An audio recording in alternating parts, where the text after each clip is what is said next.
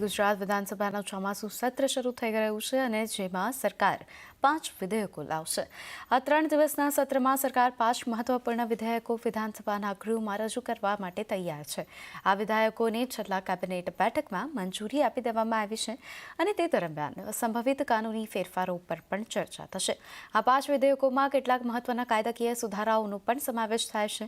ગૃહ વિભાગ દ્વારા ભ્રષ્ટાચાર સામેની લડતને વધુ મજબૂત બનાવવા માટે ભ્રષ્ટાચારીઓની મિલકત જપ્ત કરવાની તજવીજ કરવાનું બિલ રજૂ કરાશે. તો આ સિવાય કાળા જાદુને રોકવા માટે કાયદો લાવવો અને દારૂ અને ડ્રગ્સના કેસમાં પકડાયેલા વાહનોની હરાજી અંગેના કાયદા રજૂ કરાશે. મહેસૂલ વિભાગ પણ બિનખેતી માટેના પુરાવાની માન્યતાને લાગતા કાયદાકીય સુધારા સાથે એક વિધેયક રજૂ કરશે. તો આ ઉપરાંત કેન્દ્ર સરકારે સંસદમાં ફોજદારી ન્યાય સહિતના વિધેયક ગત વર્ષે પસાર કરવામાં આવ્યું હતું.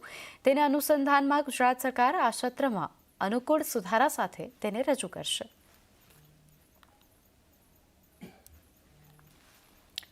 તો વાત કરીએ સ્થાનિક સ્વરાજની ચૂંટણીઓ પહેલા ભાજપ સક્રિય થઈ ગયું છે અને 2 વર્ષ બાદ ભાજપ ફરીથી યોજશે સદસ્યતા અભિયાન.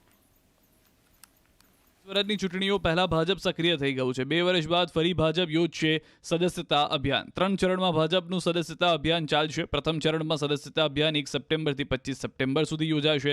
બીજું ચરણ 1 ઓક્ટોબરથી 15 ઓક્ટોબર સુધી યોજાશે અને 16 ઓક્ટોબરથી 31 ઓક્ટોબર સુધી ચાલશે. ત્રીજું ચરણ 1 નવેમ્બરથી 10 નવેમ્બર સુધી પ્રાથમિક અને સક્રિય સદસ્યનું થશે રજીસ્ટ્રેશન. સદસ્યતા અભિયાન અંગે કેન્દ્રીય ગૃહમંત્રી અમિત શાહે કાર્યકરોને અવગત કર્યા. અમદાવાદ નારણપુરા વિસ્તારમાં સદસ્યો સાથે સંવાદ કરી અમિત શાહે સદસ્યતા અભિયાનની વાત મૂકી હતી. સદસ્યતા અભિયાનમાં વધુ લોકોને પક્ષ સાથે જોડાવા માટેનો કાર્યકરોએ કર્યો હતો અનુરોધ. અગાઉ 2020માં યોજાયું હતું સદસ્યતા અભિયાન, જે અંતર્ગત 2022માં સદસ્યતા અભિયાનમાં ગુજરાત પ્રદેશ ભાજપમાં પ્રાથમિક સભ્ય 1,13,67,503 નોંધાયા અને ભાજપ સક્રિય સભ્ય 1,28,974 નોંધાયા. અને વાત કરીએ હવામાન વિભાગે રાજ્યમાં સામાન્યથી મધ્યમ વરસાદની આગાહી કરી છે. આવતીકાલે નવસારી, વલસાડ તેમજ દમણ દાદરાનગર હવેલીમાં ભારે વરસાદની આગાહી કરાઈ છે. રાજ્યમાં ગરમીને લઈને હવામાન વિભાગે કહ્યું છે કે ઉત્તર પશ્ચિમમાં પવન ફૂંકાતા મહત્તમ તાપમાન વધી રહ્યું છે. સામાન્ય કરતાં 2 થી 3 ડિગ્રી તાપમાન વધુ નોંધાઈ રહ્યું છે.